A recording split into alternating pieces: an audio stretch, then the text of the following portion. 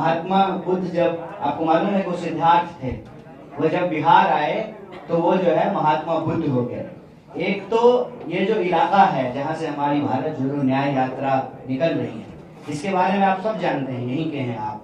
ये इस देश का राजनीतिक कलेवर तय करता है। और इसीलिए आप देखिए कि जब आसाम हम पहुंचे सर, तो गुवाहाटी में जिस रास्ते से हमको नहीं जाने दिया गया, राहुल जी को नहीं जाने दिया गया, उस रास्ते से नड्डा जी गुजरे और अभी प्रधानमंत्री जी गुजर रहे हैं। मतलब प्रधानमंत्री के यात्रा में कम लोग जुटेगा, यही ना, तभी तो ट्रैफिक डिस्टर्ब नहीं होगा।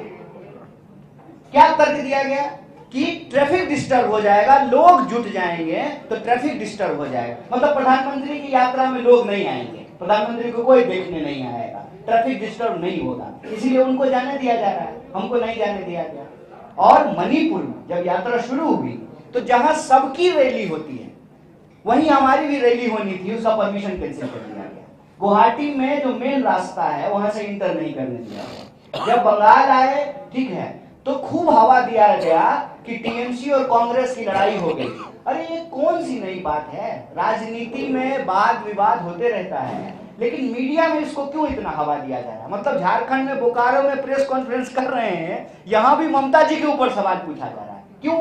जब बिहार पहुंचे तो कहा गया कि देखिए नीतीश जी छोड़ करके चले गए। आप जब झारखंड आए तो यहां सरकार गिराने का प्रयास किया गया। क्यों? इस पर सब लोग विचार कीजिएगा। सब लोगों को विचार करने की जरूरत है कि सब कुछ मीडिया, ब्यूरोक्रेसी, तमाम जो है एजेंसियां और व्हाट्सएप यूनिवर्सिटी, पूरा जो है आरएसएस बीजेपी का तंत्र एक व्यक्ति के पीछे क्यों पड़ा हुआ है? हजारों करोड़ रुपया खर्च किया जा रहा है उस आदमी की छवि को टार्निश करने के लिए। क्यों? यह विचार हम सबको करना चाहिए। यह विचार राहुल गांधी को करने की जरूरत नहीं, यह विचार जो है कांग्रेस पार्टी को करने की जरूरत नहीं है।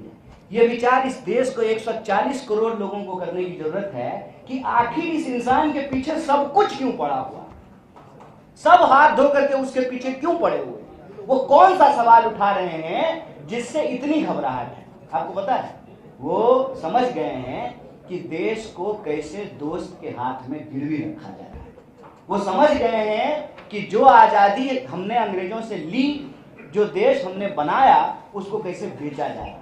वो समझ गए हैं कि इस देश में बेरोजगारों को न्याय दिए बिना देश को शक्ति नहीं मिलेगी, महिलाओं को न्याय दिए बिना देश को शक्ति नहीं मिलेगी, किसानों को, मजदूरों को न्याय दिए बिना देश को शक्ति नहीं मिलेगी। और धीरे धीरे यह जो तबका है, नौजवानों का, किसानों का, आदिवासियों का, बीड़ी मजदूरों का, कोयला खदान में काम करने वाले मजदूरों का, गिग वर्कर का, ऑटो चलाने वाले कूलियों का, उनका जो स्वागत है वो कांग्रेस पार्टी के द्वारा लाए गए लोग नहीं है।